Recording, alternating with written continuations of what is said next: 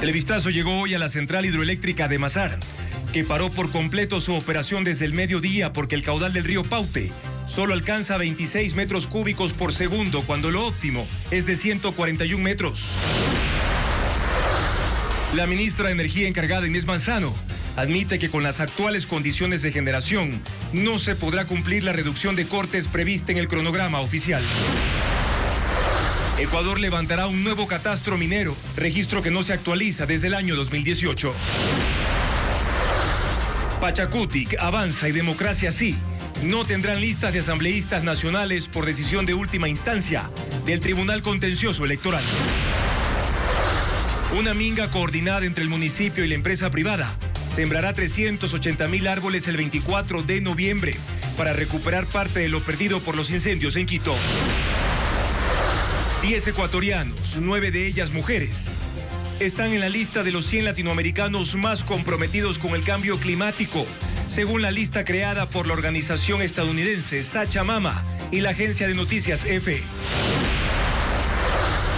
En la investigación del ataque terrorista a TC Televisión, uno de los sentenciados detalló que el cabecilla de los Tiguerones, alias Negro Willy, ahora detenido en España, fue quien dirigió la incursión por videollamada.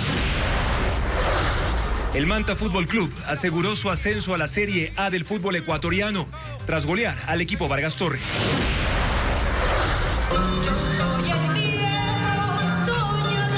Por iniciativa de un colegio público del norte de Guayaquil que perdió a un profesor asesinado, 16 planteles realizan un intercolegial artístico para alejar a los jóvenes de las bandas criminales.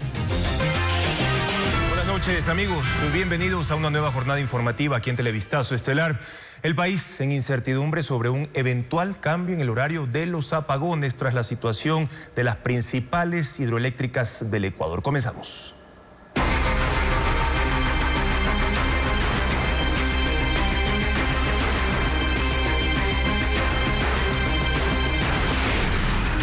Hidroeléctricas en zona de peligro. Un equipo de Televistazo recorrió las 3 centrales del complejo hidroeléctrico Paute y constató que su estado es crítico. Este jueves no llovió en esa zona, el agua sigue bajando y Mazar está a 1 metro de colapsar, como lo informa Luis Alfredo Zúñiga. El cielo amaneció despejado en la zona del complejo hidroeléctrico Paute la mañana de este jueves. Y aquí, eso no es algo bueno. No llovió y eso significa que el nivel del agua sigue cayendo. El caudal óptimo en la cuenca del río Paute es de 141 metros cúbicos por segundo, pero este jueves apenas llegó a 26 metros cúbicos por segundo. En este punto se puede dimensionar qué tan bajo es el nivel, pues el agua debería llegar hasta donde comienza la vegetación. El nivel mínimo para operar en Mazar es de 2.115 metros sobre el nivel del mar, y este jueves se ubicó en 2.111.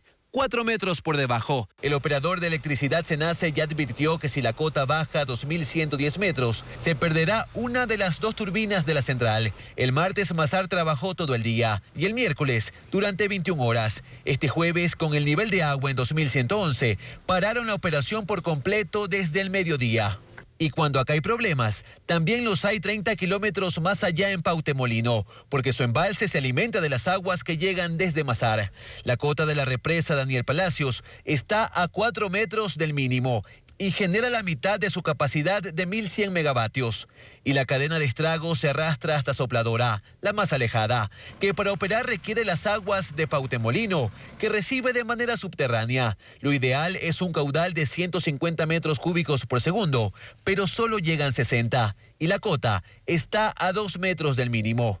Ni en Molino ni en Sopladora se observó posibilidad de lluvia hasta las 4 de la tarde del jueves. El suelo estaba seco, el sol fue intenso y al igual que en Mazar, fue evidente la brecha entre el nivel actual y donde debería estar. Este es un panorama que se extiende varios kilómetros y mientras más se acerca la cola del embalse, empeora. Pese a que las reservas se agotan a diario y la afectación es inminente, el gobierno mantiene activas a Molino y Sopladora, sin descanso y consumiendo agua desde el 15 de octubre. La pregunta que se queda sin respuesta es, ¿por cuánto tiempo más podrán sostenerlo? El gobierno no puede garantizar que desde el próximo lunes se pueda cumplir con la reducción de apagones anunciada hace una semana por el presidente Daniel Noboa. La ministra de Energía encargada admitió que ese plan depende del clima. Francisco Garcés describe cuál es el panorama.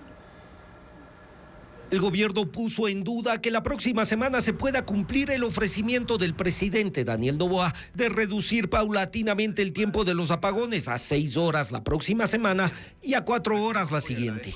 La ministra encargada de Energía, Inés Manzano, admitió que ese anuncio se sustentaba en las previsiones climáticas que, según el gobierno, auguraban la llegada de las lluvias para esta semana, aunque públicamente el INAMI dijo que la sequía seguiría. Según Manzano, los pronósticos no se cumplieron y por eso reducir los apagones está en duda. A ver, no puedo descartar algo así porque sería un irresponsable, precisamente por lo que estamos viendo en estos momentos. Los planes del gobierno de instalar nueva generación térmica también sufrieron un revés. Los generadores que deben ser colocados en Quevedo y producir 50 megavatios el 5 de noviembre no estarán listos a tiempo. Que tiene un pequeño retraso porque los maquinarios vienen desde Estados Unidos y por este huracán Milton está un poco retrasado. Sin embargo, ese es el que voy a traer con Hércules, con los aviones Hércules, o sea, traerlos. Por mucho el retraso en los puertos, porque también hubo una huelga de puertos, yo necesito agilizar y cumplir los tiempos.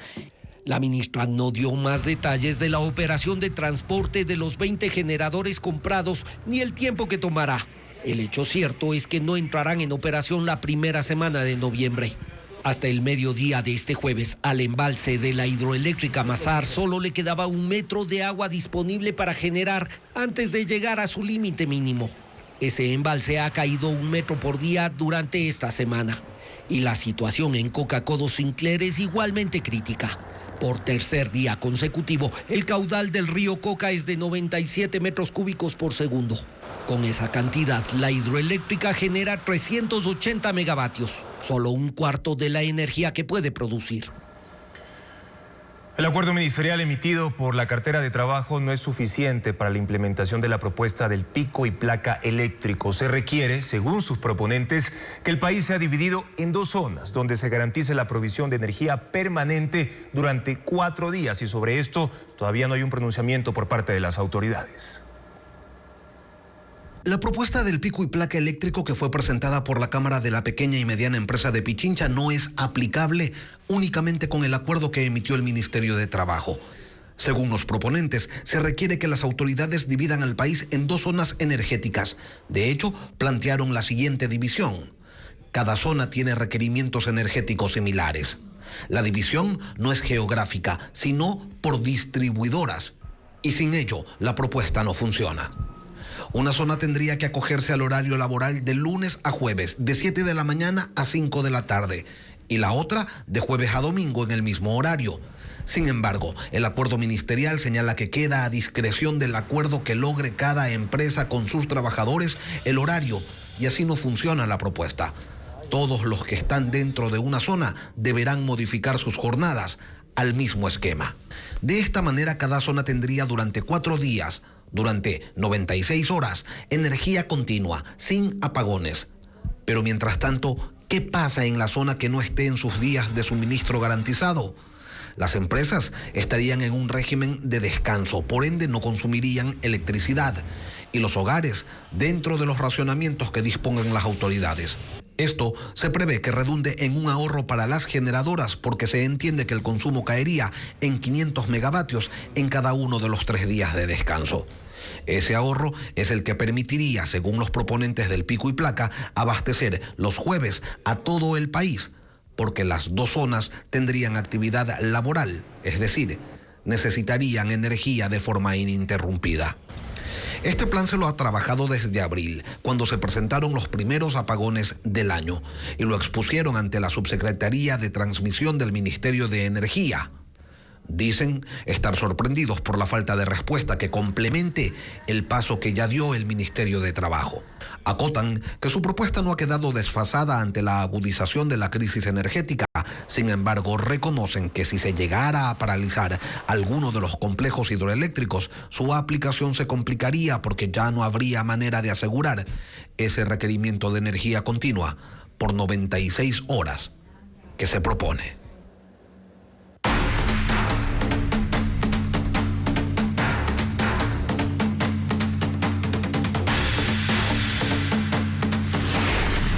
Juicio político. Nadie salió bien parado.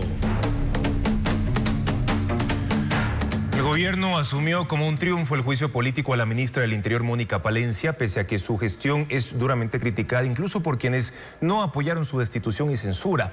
Por ahora, el régimen no considera hacer cambios en su política de seguridad, que está basada en estadísticas. Luisa María Heredia, con un análisis sobre este tema. Latina, y que las cifras dadas por la ministra no reflejan la realidad integral de un problema tan grave como el de la inseguridad. Para el gobierno, el juicio político a Mónica Palencia no fue un sacudón, sino un triunfo. Esa es la lectura que hicieron y el tratamiento comunicacional que decidieron darle al tema. Oigan, Ecuador sentenció en un tuit la bancada oficialista. Acompañó con un video que incluye extractos del juicio. Y bienvenida a casa, Mónica. Te estábamos esperando. Fue lo que expresó el presidente Daniel Noboa en otra publicación. Palencia fue recibida en Carondelet entre ovaciones y aplausos. Hubo celebración en el Palacio. Por ahora no hay señales de que lo ocurrido con la ministra conduzca al gobierno a un replanteamiento de su política de seguridad en medio de un conflicto armado interno declarado por la ola de criminalidad. La fórmula se mantendrá. Hermetismo a la hora de hablar del Plan Fénix. Declarar toda estrategia y acción de seguridad como reservada para volverla secreta. E informar poco en ruedas de prensa sin espacio para preguntas y por redes. Los resultados que se obtienen.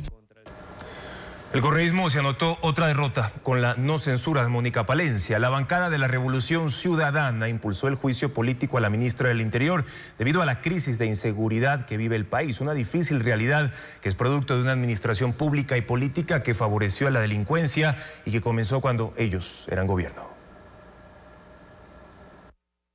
El promotor del juicio a la ministra del Interior, Mónica Palencia, fue el correísmo. El argumento, la crisis de inseguridad que se vive en el país. Una difícil situación que actualmente afronta Ecuador, pero que es producto de una administración pública y política que favoreció a la delincuencia y que no empezó ahora. En 2006, el entonces candidato a la presidencia de Ecuador, Rafael Correa, incluyó entre sus promesas de campaña la expulsión de los estadounidenses de la base de Manta, por lo que ya en el poder. En 2009, no renovó el convenio que había sido firmado en 1998 para que los militares estadounidenses operen desde ese punto, considerado un sitio estratégico para combatir al narcotráfico en la región. Ese mismo año, Víctor Julio Suárez Rojas, alias Mono Jojoy, quien era jefe militar de las FARC, aseguró en un video que la guerrilla a la que pertenecía aportó a la campaña electoral que llevó a Correa a la presidencia. Ayuda en dólares a la campaña de Correa y posteriores conversaciones con sus emisarios, incluidos algunos acuerdos según documentos en poder de todos nosotros. Francisco Santos, vicepresidente de Colombia en el gobierno de Álvaro Uribe, confirmó al referirse al bombardeo en Angostura, provincia de Sucumbío, suscitado en 2008 y donde murió el comandante de la FARC, Raúl Reyes, que la guerrilla operaba en territorio nacional con autorización de Correa. Correa sabía que la FARC estaba allá y si nosotros le decíamos a Correa que íbamos a bombardearlo, pues Correa les avisaba antes. Rafael Correa aparece en fotos con narcotraficantes. Esta, por ejemplo, fue extraída del celular del narco ecuatoriano Telmo Castro, vinculado al cártel de Sinaloa. Fue tomada en 2013. El primero de la izquierda es José Aguilar Orozco, el cabecilla de una red de tráfico internacional de drogas. Y los otros dos hombres han sido investigados por el mismo delito. En esta otra aparece junto a Leandro Norero, alias El Patrón. La imagen fue captada en 2015 cuando el gobierno de Correa promovió un acuerdo de paz entre bandas. Alrededor de 250 integrantes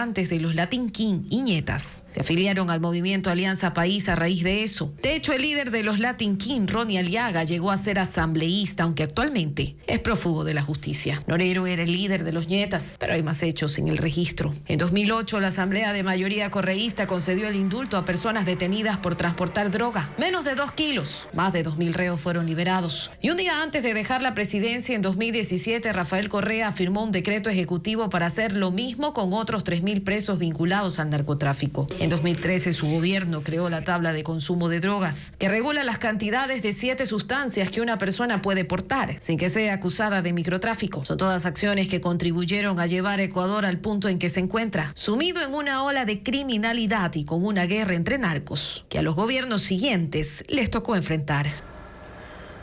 El gobierno dio un paso adelante en su intención de permitir nuevos proyectos de minería en el país. El presidente Noboa ordenó la actualización del catastro minero cerrado desde el año 2018. Francisco Garcés con las implicaciones de esa decisión gubernamental. El presidente Daniel Noboa ordenó la actualización del catastro minero donde constan las concesiones otorgadas en el país, cerrado desde el 2018 cuando se prohibió otorgar nuevas concesiones. La actualización del catastro es un paso hacia su reapertura y permitirá otorgar nuevas concesiones. Esa apertura es un ofrecimiento reiterado del gobierno y el exministro de Energía, Antonio González, anunció en julio que la actualización se hará con apoyo técnico y financiero del Banco Interamericano de Desarrollo. En el catastro constan 6.217 áreas mineras. 3.330 son concesiones que están en fase de explotación, la mayoría de ellas de pequeña y mediana minería. El catastro actualizado deberá incluir, además de las áreas concesionadas, las autorizaciones, licencias, registros, certificados y permisos otorgados, revocados y cancelados. Esto permitirá seguir y determinar actividades mineras que incumplan con los requisitos de ley. En el mismo decreto, el Ejecutivo dispone la conformación del Comité de Integridad del Sector Minero, que se encargará de coordinar las acciones contra la minería ilegal. Tendrá 9 integrantes, representantes de ministerios y de entidades de control. En 2 meses deberán presentar el primer plan estratégico para el seguimiento del sector minero y coordinar los operativos para neutralizar las actividades de minería irregular. Una bomba incendiaria casera estalló en el interior de una escuela secundaria de Chile, provocando una serie de explosiones que dejaron 35 estudiantes heridos, 15 de ellos de gravedad. Las víctimas son alumnos que preparaban bombas Molotov escondidos en un baño para lanzarlas en una protesta. Merlis González con las imágenes de lo ocurrido. Las explosiones desataron el caos en el Colegio Nacional Internado Barros Arana, en Santiago de Chile, al mediodía. Alumnos heridos, algunos con su ropa en llamas, salían del baño de hombres mientras el fuego cubría el lugar. Sus compañeros y profesores intentaban rescatar a quienes quedaron atrapados dentro. Otros atendían a los jóvenes con quemaduras. El incidente ocurrió cuando decenas de estudiantes armaban bombas incendiarias caseras escondidos dentro de un baño. Uno de los artefactos estalló, provocando explosiones en cadena que dejaron 35 heridos, 17 de gravedad. Las víctimas son adolescentes entre 14 y 18 años de edad. Todos sufrieron quemaduras. Además, es muy importante determinar si hay eventualmente participación de terceros ajenos a la comunidad estudiantil. El internado Barros Arana es uno de los colegios más antiguos de Santiago de Chile. Sus estudiantes son conocidos por enfrentarse a la policía durante manifestaciones callejeras, exigiendo mayores recursos para la educación pública. Las explosiones se dieron cuando alistaban un arsenal de bombas Molotov para lanzarlas en una de ellas.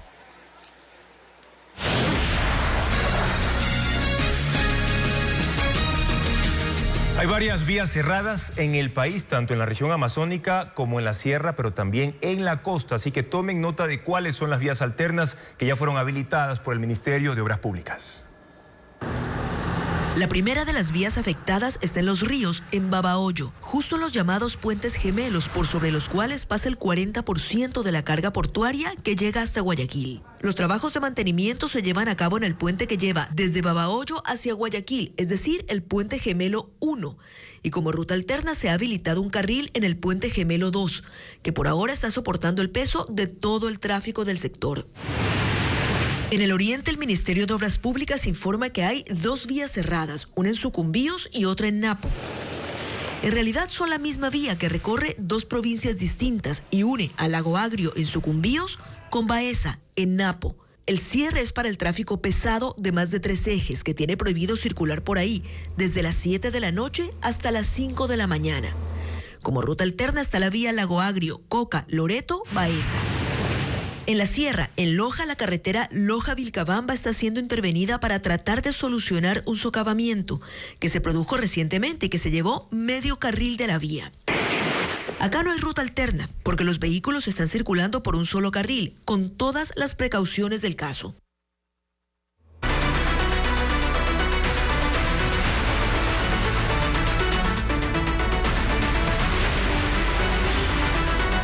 apagones.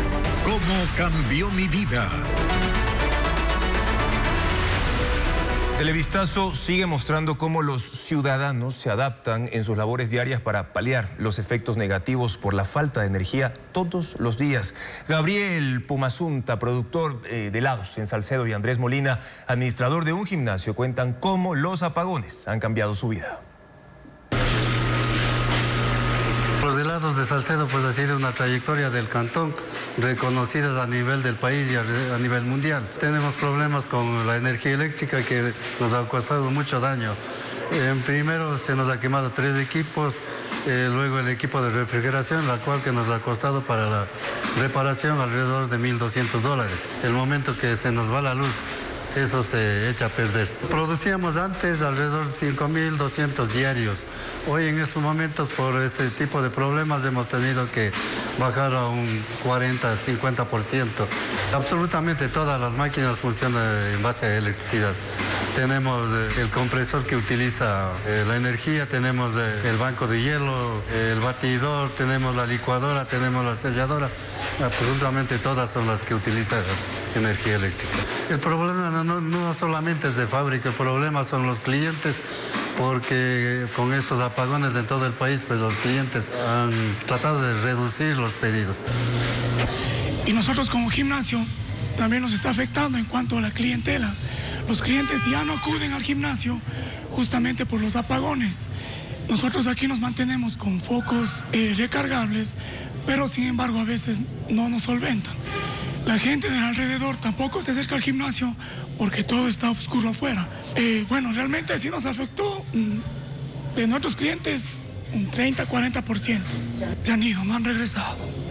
Pero sin embargo estamos tratando de solventarnos porque tenemos otra sede y ahí compensamos un poco. Caso contrario, nos tocaría ver si cerramos, porque como es un local arrendado, el arriendo no espera. Estos últimos meses no hemos tenido utilidad, pero si tuviésemos solo un gimnasio, prácticamente nos tocaría cerrar. O sea, tratamos de ayudarnos entre nosotros, porque si del caso contrario nos tocaría despedir a las personas. En un mes arranca el plan de reforestación para recuperar 1.000 de las 2.000 hectáreas de bosque quemadas en Quito.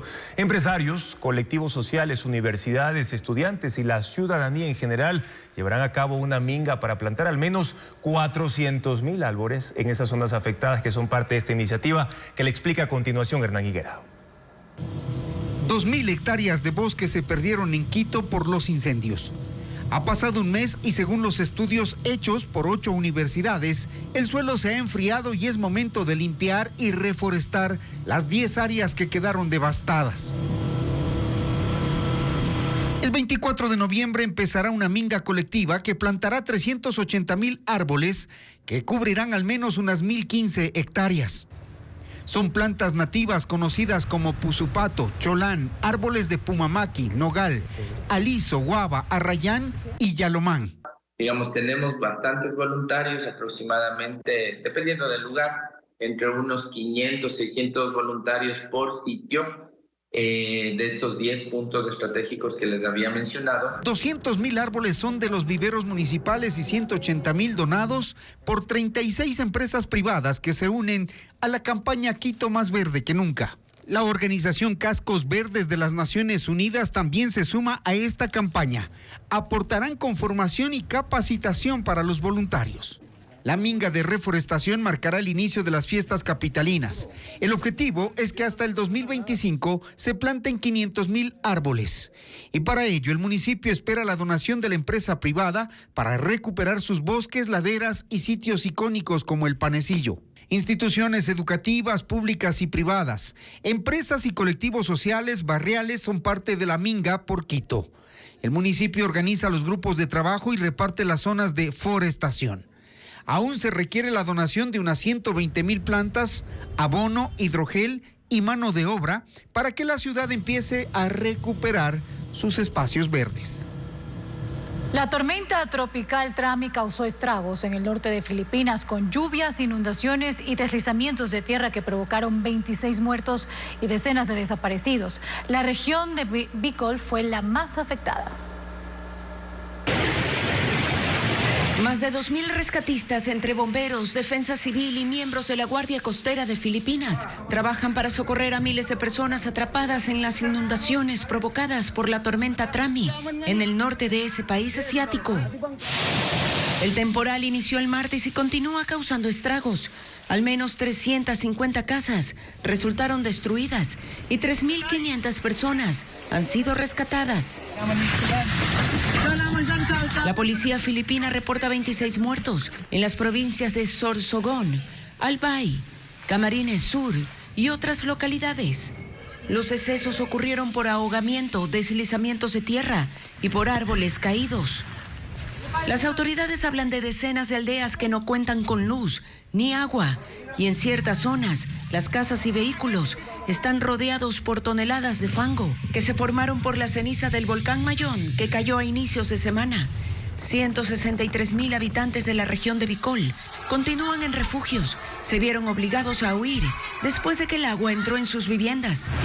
A pesar de que no estaba en el camino de la tormenta, la capital de Filipinas, Manila, también resultó afectada por las lluvias que obligaron a cerrar escuelas y suspender la jornada laboral. Rusia consolida un liderazgo geopolítico a partir de la cumbre de los BRICS que tiene lugar en la ciudad de Kazán. Tiene a China como un gran aliado y la que comenzó años atrás como un bloque de integración de 5 economías emergentes adquiere una nueva dimensión. Pedro Jiménez con más detalles. Brasil, Rusia, India, China y Sudáfrica comenzaron en 2010 un grupo de países emergentes que aspiran a convertirse en economías dominantes para el año 2050. Además, con un peso político y una coyuntura internacional que en la cumbre de Kazán le da mayor protagonismo al anfitrión, el presidente ruso Vladimir Putin. Según analistas, este busca dar al mundo una señal de que no está solo a partir de la condena internacional por la invasión a Ucrania. Al grupo BRICS se han incorporado Egipto, Etiopía, Emiratos Árabes Unidos e Irán, y Putin ha invitado a esta cumbre a más de 20 jefes de Estado de Asia y África y también de América Latina, Venezuela y Bolivia, por ejemplo, que también participan en este encuentro. Vladimir Putin destaca la cooperación militar entre Rusia y Corea del Norte como parte de acuerdos mutuos, ha dicho, y asegura que la presencia de tropas de Pyongyang en su territorio no llevará a una intensificación del conflicto en Ucrania. Su principal aliado, el presidente chino Xi Jinping, llamó a una desescalada en la guerra y a una solución a la crisis en Medio Oriente, instando al BRICS a convertirse en una fuerza estable para el mantenimiento de la paz. El grupo le ha dado espacio al presidente de la Autoridad Palestina, Mahmoud Abbas, que ante la guerra de Israel en Gaza, luego del ataque terrorista perpetrado por el grupo Hamas, le pide a los otros miembros presionar para que terminen los combates y lograr la que llama justicia para el pueblo palestino. En cuestiones financieras, acá se discute también la creación de un sistema de pagos que se salte al dólar y amplíe el uso de monedas digitales sin pasar por bancos de Estados Unidos para que Rusia pueda esquivar sanciones internacionales. Y de cara al futuro, desde Rusia reportan que otros 34 países están interesados en tener algún tipo de cooperación con el BRICS. Turquía identificó a miembros del ala militar del PKK, el Partido de los Trabajadores del Kurdistán, como autores del atentado terrorista que dejó 5 muertos en una industria aeroespacial y de defensa en la capital, Ankara. En respuesta, las fuerzas turcas atacaron 32 objetivos de los rebeldes en el norte de Irak y Siria, sitios donde opera la organización. Aviones de combate bombardearon el área y, según informaron, dieron muerte a 59 militares del grupo. El ministro de Defensa turco dijo que perseguirán a los terroristas hasta eliminarlos. Y las fuerzas de defensa de Israel atacaron más de 160 objetivos militares del grupo terrorista Hezbollah en Líbano. Los ataques se realizaron durante las últimas 24 horas y afectaron lanzaderas de proyectiles y depósitos de armas. Además, se confirmó la muerte de 20 milicianos respaldados por Irán. Por su parte, el ejército libanés denunció que en estos combates también murieron 3 de sus soldados, incluido un oficial. Luego de los disparos, las fuerzas israelíes realizaron la inspección de los sitios atacados y descubrieron que varias viviendas eran empleadas por la organización extremista como depósitos, donde incautaron fusiles AK-47, misiles portátiles y antitanques, así como explosivos y lanzamisiles. El Parlamento Europeo concedió el premio Sájarov a la libertad de conciencia a los líderes opositores venezolanos María Corina Machado y Edmundo González Urrutia. Este galardón se otorga a personas o instituciones que se dedican a la defensa de los derechos humanos y las libertades. Los miembros de la Eurocámara en la sede de Estrasburgo, en Francia, dan su respaldo a la causa venezolana, destacando las figuras de Machado y González para restaurar la democracia en ese país. Edmundo González está en España, donde se le otorgó asilo político, mientras que María Corina Machado continúa en Venezuela. Uruguay tendrá elecciones generales este domingo y los candidatos más opcionados cierran sus campañas. Ellos son Álvaro Delgado, del centro derechismo Partido Nacional del actual presidente Luis Lacalle Pou, y Yamandú Orsi, quien parte como favorito y representa el retorno del socialista Frente Amplio, que antes llevó al poder a José Mujica. Uruguay tiene 11 binomios de cara a las elecciones presidenciales del domingo, en las que participarán poco más de 2 millones de votantes. La campaña ha llegado a su fin y los sondeos ponen como favorito a Yamandú Orsi, de 57 años. Tenemos que pensarlo también Va con el compromiso de darle estabilidad económica al país, hacerlo crecer en inversiones y garantías de protección social. Representa al Frente Amplio, que entre 2005 y 2020 alternó en el poder a Tabaré Vázquez y a José Mujica. Lo sigue en la intención de voto el oficialista Álvaro Delgado, de 55 años. Representa al Partido Nacional, promete continuar la transformación que ha iniciado Luis Lacalle y cuestiona la alternativa de la izquierda, que dice sería volver al peor de los pasados. En un tercer lugar, aunque con menos posibilidades de pasar a una segunda vuelta, está Andrés Ojeda, de 40 años. Va por el Partido Colorado, agrupación que actualmente integra la coalición en el gobierno. Ojeda asegura que el crecimiento del Uruguay solo se dará con la apertura al mundo. Ningún aspirante lleva una ventaja suficiente que le permita ganar en primera vuelta, por lo que se prevé que habrá un balotaje el 24 de noviembre. 2 estrenos teatrales llegan a Quito y Guayaquil. Uno de ellos es una ópera cómica de Mozart, mientras que en Babahoyo 150 jóvenes interpretaron Pasillos como parte de un festival organizado en el Conservatorio Ángel Carrera Suárez. Estefanía Arias con más detalles de la agenda cultural.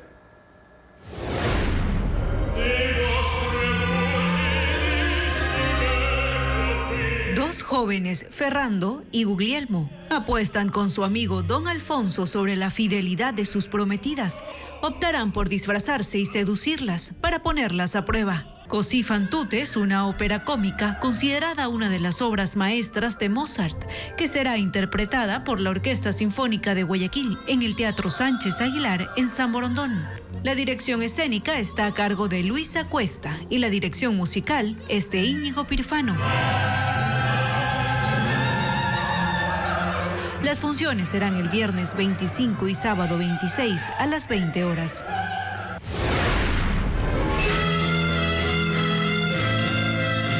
...150 jóvenes fueron parte del Festival del Pasillo que se desarrolló en el Conservatorio Ángel Carrera Suárez en Babahoyo, provincia de Los Ríos. Con piano, guitarra, violín y saxofón, entonaron canciones de este género, destacando la identidad musical del país.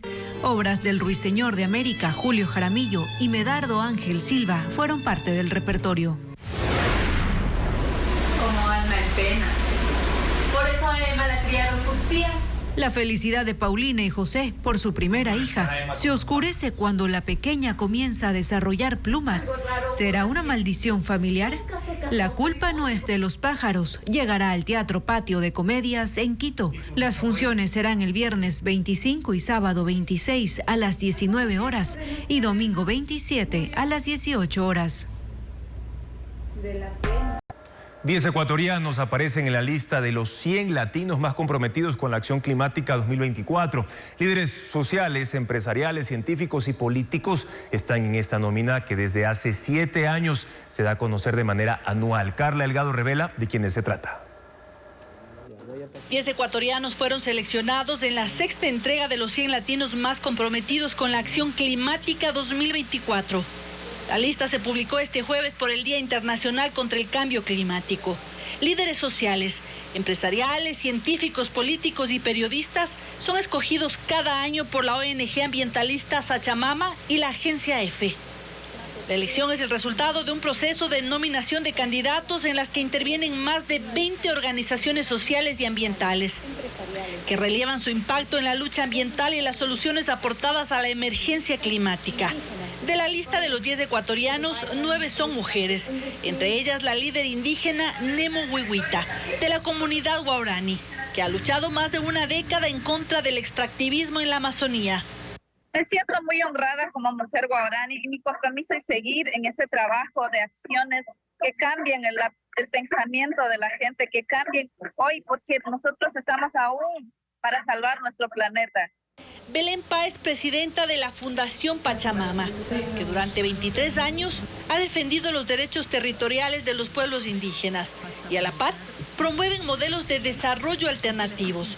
Los resultados que hemos tenido nos han ayudado a reducir la deforestación, a reducir la degradación y a que más familias en el Pastaza y Morona Santiago tengan mejores condiciones de vida a través de la bioeconomía, que es uno de nuestros proyectos más importantes en este momento. Patricia Hualinga también fue destacada por la defensa de los bosques. Ella pertenece a la comunidad de Sarayaku. Para mí, cada reconocimiento que recibo es un compromiso mucho más fuerte, que me implica una gran responsabilidad de trabajar para proteger el territorio amazónico, de posicionar voces de mujeres. Las candidaturas fueron evaluadas por un panel de 10 jueces internacionales expertos en activismo climático, comunicación ambiental y derechos medioambientales.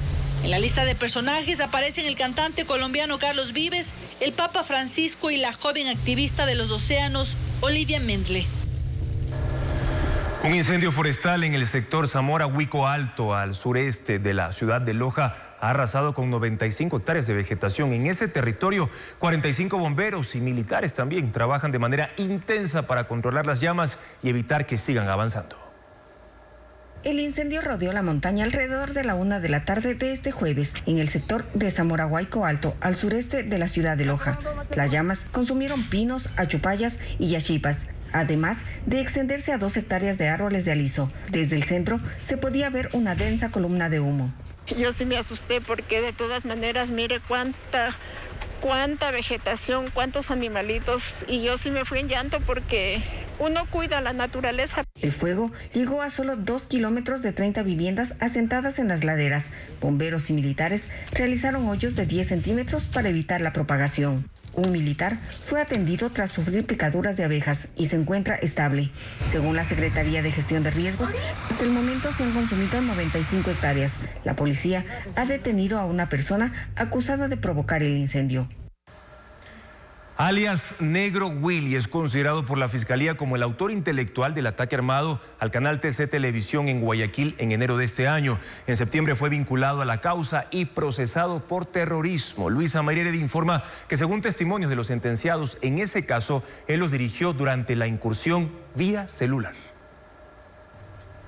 La toma del canal TC Televisión el pasado 9 de enero fue dirigida por videollamada. Uno de los sentenciados del caso, Jorge Ayoví Simisterra, dijo en su versión a la Fiscalía que él guió al grupo armado que perpetró el ataque siguiendo las instrucciones, que por celular le daba a William Alcíbar Bautista, alias Negro Willy, comandante Willy, Doble Willy o Willy el Emperador, que es como conocen en el mundo narcodelictivo al cabecilla de los tiguerones. Desde España, donde se había radicado el Negro Willy, planificó y ordenó el acto terrorista. ¿Qué quería? Según el testimonio de Ayoví, pretendía mandarle un mensaje al gobierno, que un día antes había firmado un decreto de estado de excepción por la grave crisis carcelaria y de seguridad que afronta el país. La misión que teníamos era la de encerrarnos con los periodistas y les teníamos que hacer una llamada a la cual iba a salir en vivo. Esta misión nos dispuso la Doble, que es el Negro Willy, líder de los tiguerones. Era el encargado de pasarle el fono para que Willy hable en vivo. Con la incursión violenta, los miembros de la organización delictiva casi logran el cometido. Alias Negro Willy se lo escuchó en el set de televisión cuando la señal aún estaba en vivo. En la siguiente transcripción de la grabación de video de la transmisión que consta en el expediente del caso, intervienen 2 hombres. PM sería alias Negro Willy, BM1 alias Farruco, que relató a Ayoví. Era quien sostenía el celular por el que se comunicaban. ¿Estás al aire? Sí,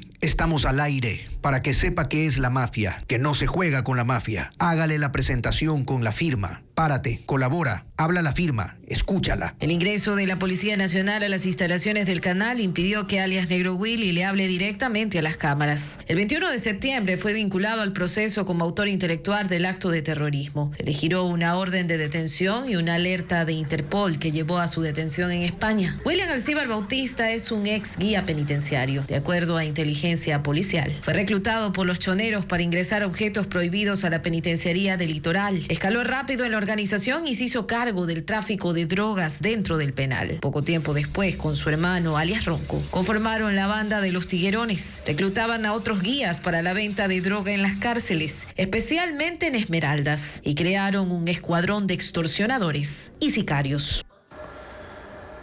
La captura de 2 cabecillas del grupo terrorista Los Tiguerones debilita su estructura criminal dedicada al narcotráfico, tráfico de armas y extorsiones también. Esa organización opera especialmente en Esmeraldas y Guayas, como lo precisa a continuación Paul Romero. La captura en España de los 2 cabecillas del grupo terrorista Los Tiguerones, los hermanos William y Alex Alcíbar, debilita la estructura de la tercera banda criminal más poderosa del país.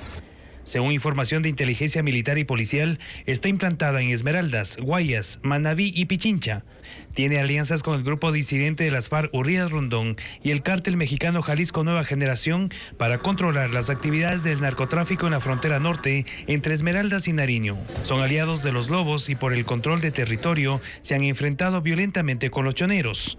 Según la Fundación Internacional Inside Crime, en un estudio que publicó en enero de este año, los Tiguerones tienen entre 4.000 y 5.000 miembros. Su bastión es Esmeraldas. Controlan sectores populares como la Guacharaca, en donde impusieron temor y zozobra.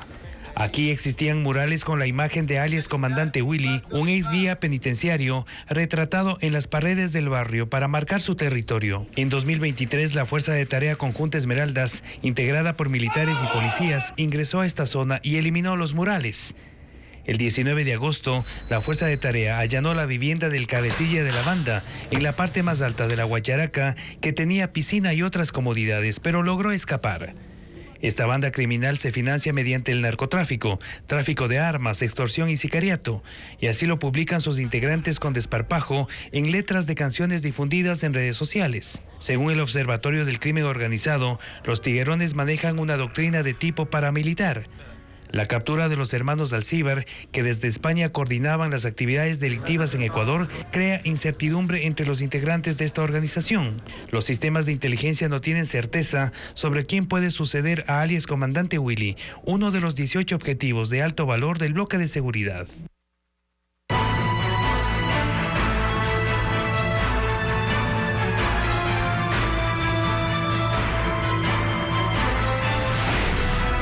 Pujilí, el alcalde en apuros.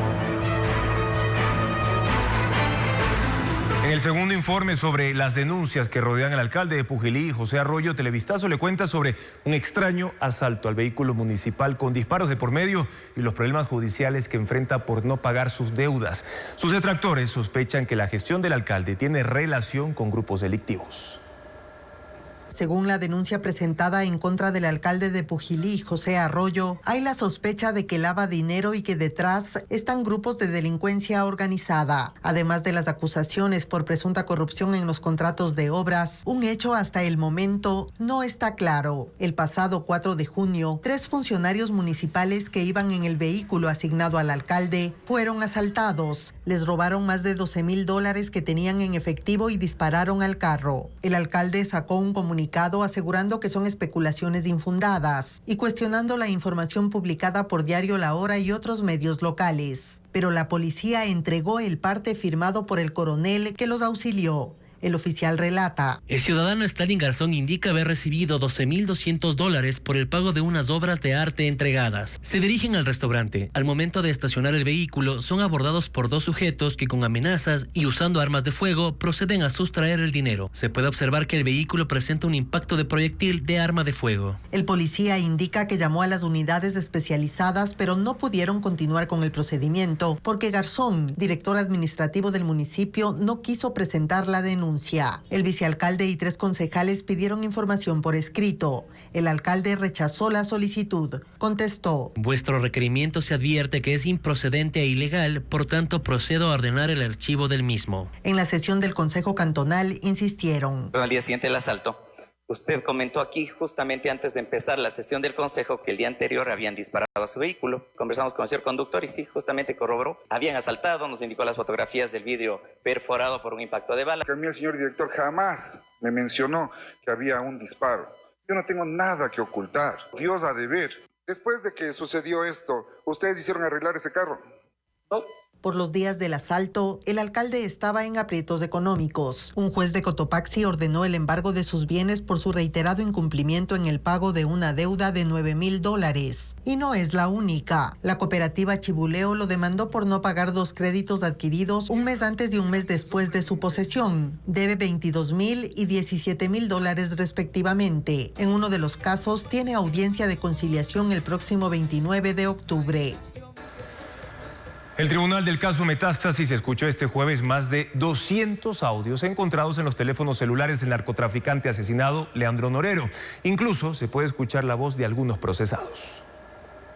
252 audios encontrados en los teléfonos del narcotraficante Leandro Norero se escucharon en el 4º día del juicio del caso Metástasis. Una de las grabaciones, de julio de 2022, corresponde a la voz de la procesada Claudia Garzón, excomisionada de pacificación penitenciaria. Ella habla del traslado de 15 presos a una cárcel donde está alias Fito, cabecilla de los choneros. Dice que ya habló con él. El abogado de Garzón considera que lo dicho por su defendida no implica el delito de delincuencia organizada por el que la juzgan junto con otros 20 acusados. No es satanizar la comunicación con personas criminales, sino que el fondo que ustedes escucharon es que se salvaron vidas. Y eso dice el decreto. En otro audio se escucha al procesado y prófugo Cristian Romero, abogado del narcotraficante. Habla del juicio de lavado de activos por el que Norero estuvo preso en la cárcel de la Tacunga y de una bien organizada estrategia para sacarlo a él y a su familia. Está el equipo de comunicación, el equipo tributario, el equipo jurídico, 18 personas activadas. Y empezamos con el habeas data para evitar que los expedientes sean divulgados a los medios. Estamos cerrando todas las brechas. De lo otro ya sabes, vamos a buscar la libertad. Le sugiere a Norero contratar exjueces de la Corte Constitucional para que actúen como peritos y dejen sin piso a la Fiscalía. Menciona a Tatiana Ordeñana y pide que le entreguen los recursos. Para actuar, solo espera la orden de Norero y de Eli Angulo, alias Estimado, quien ahora está preso y sentenciado. Otras voces de personas que serán identificadas en las siguientes etapas de la presentación de pruebas tienen relación con montos de dinero para pagar jueces y del envío de un dron con bombas a la cárcel La Roca de Guayaquil. Los audios fueron enviados al narcotraficante mediante las aplicaciones Trima y WhatsApp. La Corte Constitucional declaró la vulneración de derechos por parte de las Fuerzas Armadas a un aspirante que fue inadmitido por un tatuaje. Los jueces ordenaron a la institución que pague una reparación económica y que pidan disculpas al accionante. Paul Romero sigue este caso y tiene más información. El rechazo de un aspirante a ingresar en la Armada por tener un tatuaje vulneró sus derechos a la igualdad y no discriminación, libre desarrollo de la personalidad, imagen propia y seguridad jurídica. Así lo determinó la Corte Constitucional. 8 de sus 9 jueces aceptaron la acción de protección presentada en 2021 por un postulante a oficial especialista que la Armada consideró no apto durante la evaluación médica por un microlito en un testículo y un tatuaje en el pectoral izquierdo. Las Fuerzas Armadas y el Ministerio de Defensa argumentaron ante los jueces que la directiva para el ingreso es precisa. Si un aspirante presenta un tatuaje tamaño mayor a la palma de la mano sin dedos, que es visible con los distintos uniformes y vestimenta militares, y además si presentare una simbología que atente contra la institucionalidad, será considerado como causa de no idoneidad en el aspirante. Por respeto a la privacidad del accionante, la Corte en la sentencia no publicó su nombre ni dio especificaciones sobre el tatuaje. La jueza ponente Carmen Corral, en el informe al Pleno, señala que el diagnóstico de microlito testicular no está catalogado como causal de no aptitud. Y sobre el tatuaje, si bien excedería el tamaño permitido por la directiva, pues no se ha disputado lo contrario. El mismo está en una zona no visible. El fallo, dado sobre una demanda puntual, no permite saber sus alcances ni los precedentes que crea sobre el tema de los tatuajes para el ingreso a las Fuerzas Armadas. En la resolución, los jueces ordenaron a las Fuerzas Armadas que paguen $3,000 al accionante por reparación y que le pidan disculpas en una carta privada para proteger el derecho a los datos personales e intimidad. El juez Enrique Herrería votó en contra. Pachacutic, Avanza y Democracia Sí no tendrán listas de asambleístas nacionales por incumplimiento de requisitos. Adriana Bermeo explica que el Tribunal Contencioso Electoral tomó esa decisión que es de última instancia. Los candidatos a asambleístas nacionales de 3 organizaciones políticas no podrán participar en las elecciones de febrero del 2025. El Tribunal Contencioso Electoral negó los recursos de apelación de Pachacutic, Avanza y Democracia Sí, ratificando así la decisión del CNE que negó su inscripción por incumplimiento de requisitos. En los informes jurídicos del CNE se detalla que esos partidos no presentaron todas las declaraciones juramentadas de los aspirantes y faltan firmas de los precandidatos en los planes de trabajo o en la aceptación de candidaturas. Este fallo es de última instancia y no se puede apelar. El Pleno de la Corte Constitucional recibió la propuesta de reforma enviada por el presidente Daniel Noboa para eliminar el financiamiento a las organizaciones políticas. Los jueces tienen 10 días para pronunciarse sobre la constitucionalidad de la pregunta. ¿Está usted de acuerdo con que se elimine la obligación del Estado de asignar recursos del presupuesto general del Estado a las organizaciones políticas, reformando parcialmente la Constitución de conformidad al anexo de la pregunta? Con esta propuesta, el Ejecutivo busca reformar los artículos 110 y 115 de la Constitución y, según dijo el 20 de septiembre, precautelar que nunca más los recursos del Ecuador sean destinados para aquellos que ven en una candidatura política un negocio. Si la Alta Corte decide que se trata de una reforma constitucional, la propuesta será remitida a la Asamblea Nacional antes de una consulta popular.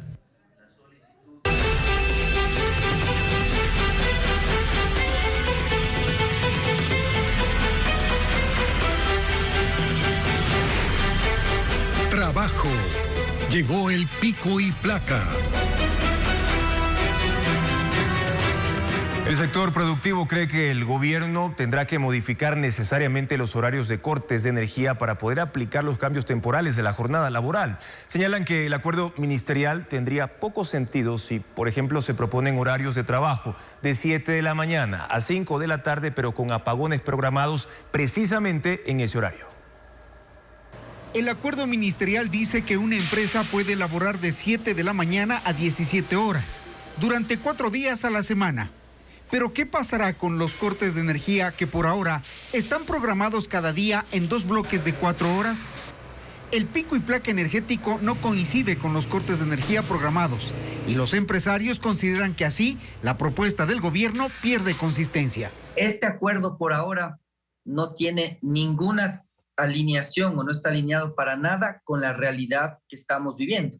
Entonces, si usted en las próximas horas no hace un pronunciamiento específico desde el sector energético a decir cómo se modifican los horarios de los apagones, pues indudablemente no va a servir de nada el acuerdo que ha sacado el Ministerio de Trabajo. Para que el pico y placa eléctrico funcione, se requieren 3 condiciones técnicas, según el experto Sebastián Rivadeneira. Que el gobierno reprograme los cortes con las empresas distribuidoras para que se apliquen en las 14 horas que quedan, es decir, antes de las 7 de la mañana y después de las 17 horas. Segundo, que el Estado tenga reservas de electricidad para las 10 horas continuas que demandará el sector productivo, y es lo que no hay. Y tercero, la capacidad operativa de las empresas distribuidoras para segmentar los cortes y no afectar a las empresas. Entonces el día jueves va a ser un problema porque no va a haber la reserva ni para un bloque ni para el otro bloque. Entonces yo creo que más allá de las 10 horas continuas en las que no se está considerando el tema del descanso del personal para servirse los alimentos, no se puede cumplir de manera tajante, ya que cada industria tiene procesos distintos. El gobierno acogió así la propuesta de la CAPEIPI, que saben que solo si disponen de su propia generación podrán modificar los horarios de la jornada laboral. Una pintura hecha con inteligencia artificial por un robot será subastada por primera vez. Además, Meta implementará el reconocimiento facial en Instagram y Facebook para detectar fraudes y robos. Ana María Palacios con más detalles de estos avances tecnológicos.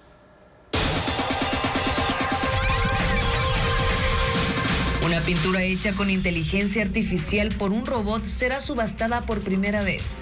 Su valor puede oscilar entre $120,000 y $180,000. El robot Aida, con figura de mujer, fue creado por el galerista de arte Aidan Miller. Puede dibujar y pintar gracias a una combinación de cámaras que le sirven para capturar imágenes. Los algoritmos de la IA procesan las fotos y el brazo robótico produce las obras. La subasta será el 31 de octubre en la casa Sotheby's en Nueva York. En Bangkok se realiza el Thailand Mobile Expo 2024, una exhibición de las últimas novedades en teléfonos inteligentes, algunos futuristas. Durante esta feria, que concluirá el 27 de octubre, hay tablets, relojes, audífonos. Expertos explican sus características y beneficios.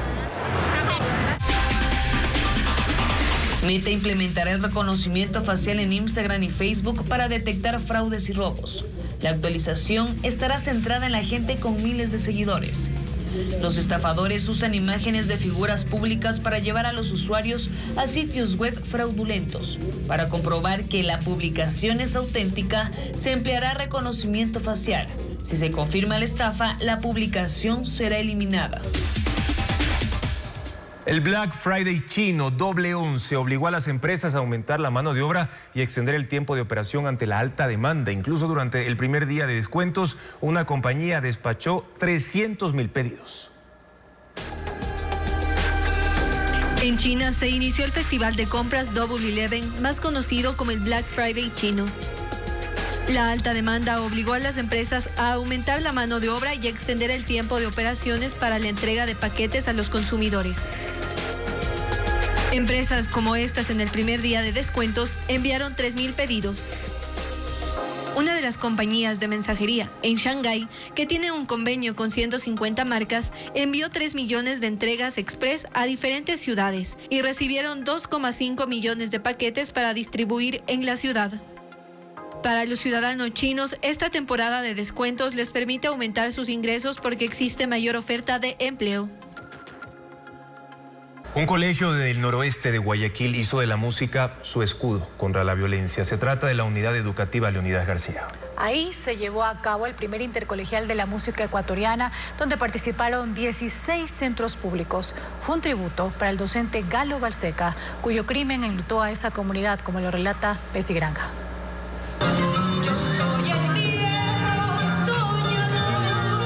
El canto fue el lugar seguro que encontraron los estudiantes de la unidad educativa Leonidas García en el noroeste de Guayaquil y sede del primer intercolegial de la música ecuatoriana, en el cual participaron 16 colegios fiscales de ese sector.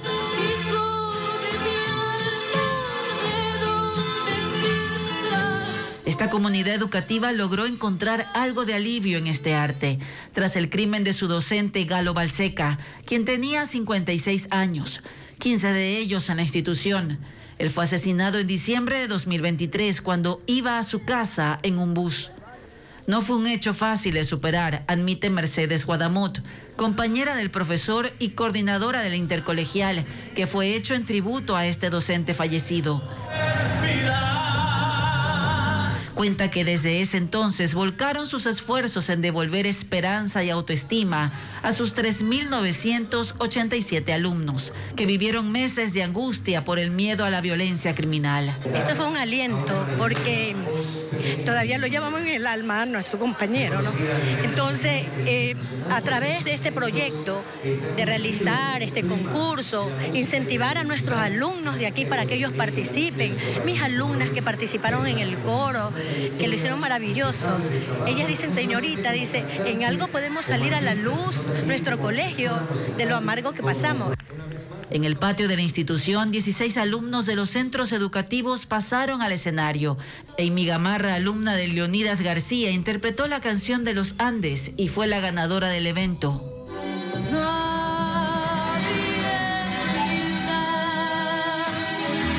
Una fuerza que sentimos realmente todo el colegio, la música, por todo lo que hemos pasado, nos ayudó mucho. Pues en realidad sí, los jóvenes hoy en día son realmente cortados de su juventud porque tienen lastimosamente que huir de casa por motivos de robos, extorsiones. Realmente es una pena saber que se le interrumpe sus estudios. Entre cantos, risas y aplausos, centenares de jóvenes apostaron por la alegría que da el arte.